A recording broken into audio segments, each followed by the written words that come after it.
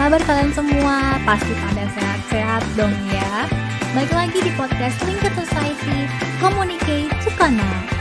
Dan bagi yang baru pertama kali dengar atau tahu Linked Society, ini adalah platform di mana kita bakal ngomongin banyak hal tentang komunikasi terlebih dalam pandangan psikologi. Dan di episode kali ini bakal dibawa lagi sama aku, Rini. Yeay! So, topik yang akan aku bahas pada kali ini adalah kita bakal ngomongin tentang komunikasi interpersonal. Siapa sih di dunia ini yang gak pernah berkomunikasi sama orang lain? Kayaknya semua orang pernah gitu kan, bahkan harus gitu. Bahkan orang yang pendiam sekalipun yang bilangnya aku adalah orang yang introvert, pasti dia punya temen gitu kan, atau bahkan punya rekan untuk dia bisa berkomunikasi. Dan dalam berkomunikasi itu biasanya pasti terdapat 2 orang atau lebih di dalamnya. Nah, komunikasi yang terjadi antara 2 orang ini punya nama kerennya gitu kan, punya suatu nama yang spesial gitu, yaitu adalah komunikasi interpersonal. Nah, komunikasi interpersonal ini artinya adalah satu proses pertukaran informasi secara tatap muka yang melibatkan 2 orang di dalamnya. Kalau komunikasi hanya terjadi pada 2 orang ini, bentuk komunikasinya itu namanya bentuk komunikasi diatik.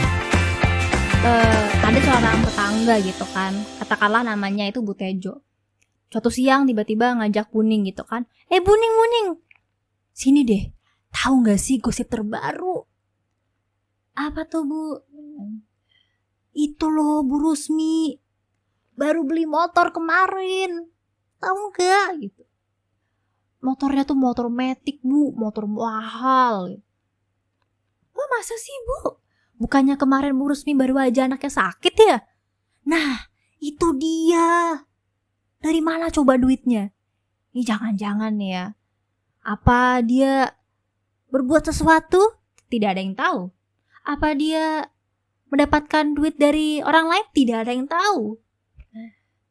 Nah, konsep dari komunikasi yang ada unsur nyinyir gibah 2 orang ini, seperti yang tadi misalkan Bu Tejo gitu kan sebagai pengirim atau sender dan Buning itu sebagai penerima atau receiver. Dan di dalam komunikasi ini juga terjadi pertukaran informasi, yaitu adalah gosip tentang si Bu Rusmi yang baru beli motor gitu. Jadi konteks dari pesannya itu membicarakan tentang Bu Rusmi itu tadi. Nah, kalau tingkat gosipnya yang berada dalam skala yang cukup besar nih, yang udah another level gitu, misal pas ibu-ibu lagi pada arisan gitu kan, biasanya kan lagi pada pas makan bareng gitu kan, yang udah selesai kocok nomor gitu, makan bareng. Dan di sini tuh nggak mungkin kalau nggak ada yang namanya berbagi informasi tentang tetangganya yang nggak ada di situ.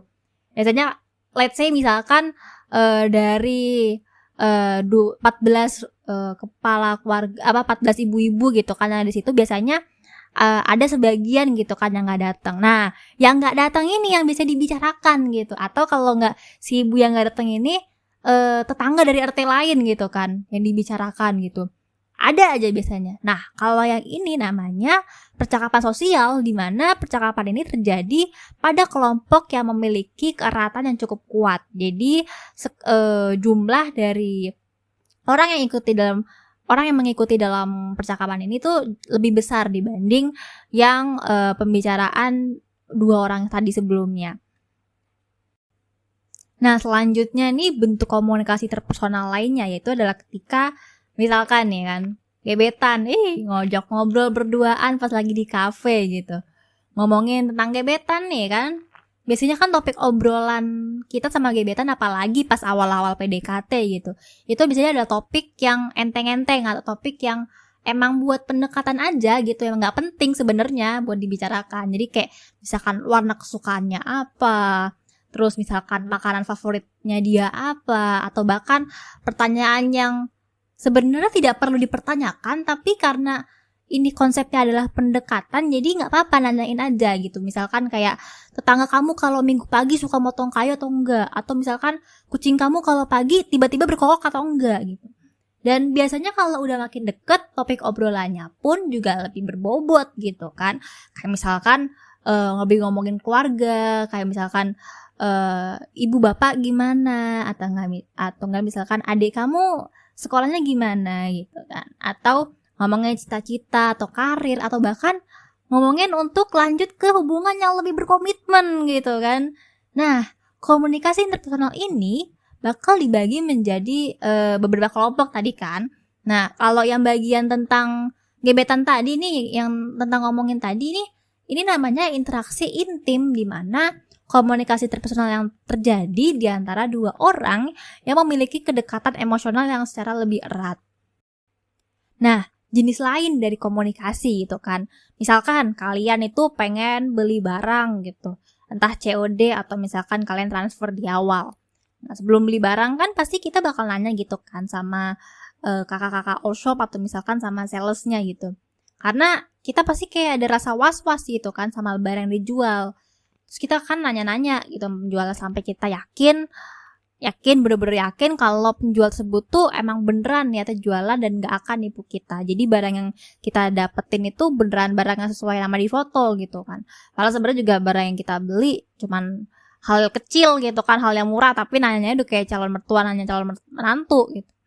Nah, komunikasi semacam ini disebut sebagai interogasi, di mana kita menuntut informasi dari orang yang berkomunikasi dengan kita. Namanya nggak asing ya, interogasi. Jadi kayak satu hal yang sama ketika polisi itu menginterogasi seorang penjahat gitu kan, atau misalkan seorang saksi. Ini adalah hal yang sama, di mana polisi tadi kan menuntut informasi dari orang yang berkomunikasi dengan mereka. Nah, selain itu juga ada jenis lain nih, dimana disebut sebagai wawancara. Contohnya misalkan gini, kayak kamu misalkan seorang cowok nih kan, yang udah mateng gitu kan dalam satu hubungan, pengen ngapel ke keluarga pasangan kamu buat meminang pasangan kamu ini, yang pada umumnya kamu bakal tanyain gitu kan sama calon mertua kamu. Kamu kerja di mana? Dulu sekolah di mana? Sudah sampai tingkat berapa? Gajimu berapa? Keluarga kamu kayak gimana? Keluarga kamu kerjanya apa? Dan segala macam. Bahkan sampai ke kondisi kesehatan kamu juga bakal tanyain. Nah, biasanya sih kalau dalam keadaan kayak tadi tuh, kadang suka ada jurus yang disebut-sebut dapat meluluhkan hati calon mertua gitu. Yaitu adalah katanya bawa martabak gitu kan. Atau kalau sekarang bawa minyak goreng gitu. Katanya kalau misalkan kita bawa kayak gitu ke calon mertua, katanya langsung dapat free pass gitu dari calon mertua. Nah, komunikasi kayak tadi gitu kan, dimana calon mertua bakal nanyain kita, itu disebut sebagai wawancara itu tadi, dimana komunikasinya itu memiliki tujuan yang ingin dicapai, dan biasanya pertukaran informasi yang terjadi pun berupa tanya jawab antara dua orang. Kayak misalkan tadi ditanyain soal karirnya gitu, kamu kerja di mana, dia bakal minta jawaban dari kita. Kayak misalkan saya kerja di perusahaan A, B, C gitu. Contoh gitu. Nah, dalam berkomunikasi tadi pun kadang lawan bicara kita atau bahkan dari kitanya sendiri nih, pembawaannya tuh monoton banget, kayak presentasi kuliah pagi-pagi yang biasanya masih kumel, belum mandi, belum sarapan, dan bahkan suaranya kita tuh kayak kecil banget. Nah, jadinya tuh lawan bicara atau misalkan diri kita gitu kan, gak ngerti nih sama nih orang itu ngomong apa, dia ini konteksnya apa, gak ngerti, karena kita gak bisa denger gitu loh dia ngomong apa. Terus kalau misalkan mereka ngebalikin, nanya balik kita, atau misalkan dia meminta respon dari kita gitu, kita jadi cuman ketawa kecil aja gitu, atau misalkan bilang iya, padahal sebenarnya dalam hati, ini barusan ngomong apa lagi, ini ngomongin apa, gak ngerti. Apalagi kalau misalkan kondisinya adalah kita gak terlalu deket dengan lawan bicara kita, jadi kita bingung gitu kan buat balikin obrolan dari lawan bicara kita tuh apa. Mau building conversation lagi tuh kayak, ngomong apa lagi, gue gak ngerti nih ngomonginnya apa. Nah, hal-hal kayak gini tuh bisa ngebuat komunikasi kita komunikasi itu jadi gak efektif gitu kan. Jadi apa yang pengen disampaikan tuh malah gak tercapai, atau bahkan terjadi kesalahpahaman gitu antara kita sama lawan bicara kita. Nah, kalau menurut para ahli, ada beberapa hal yang disebut dapat menghambat komunikasi. Nah, diantaranya itu ada 4 hal. Yang pertama itu adalah komunikator gagap atau terdapat hambatan secara biologis. di mana komunikator ini tidak kredibel atau tidak memunculkan wibawa dan kurang memahami karakteristik komunikan, yaitu dalam hal tingkat pendidikan, usia, jenis kelamin, dan lain-lain. Atau komunikatornya itu juga dia gugup gitu kan, ada hambatan psikologis. Atau komunikatornya itu merupakan perempuan yang dia tidak bersedia terbuka terhadap lawan bicaranya yang merupakan laki-laki. Jadi terjadi suatu hambatan gender. Nah, yang kedua itu adalah terjadi komunikasi berjalan satu arah dari komunikator ke komunikan secara terus-menerus, sehingga komunikannya ini tidak mempunyai kesempatan untuk meminta penjelasan kepada komunikator. Jadi sampai si komunikator ini ngomong terus, sementara komunikannya ini dia itu mau nanya, atau mau konfirmasi itu nggak ada kesempatan gitu kan, sampai akhirnya dia nggak ngerti si komunikator ini ngomong apa gitu. Nah, selanjutnya ketiga itu adalah komunikan yang mengalami gangguan pendengaran atau terjadi hambatan secara biologis, di mana komunikannya ini tidak berkonsentrasi dengan pembicara atau disebut terjadi hambatan psikologis, atau seorang perempuan akan tersipu malu jika membicarakan masalah seksual kepada seorang laki-laki gitu kan. Yang dimana ini terjadi hambatan gender.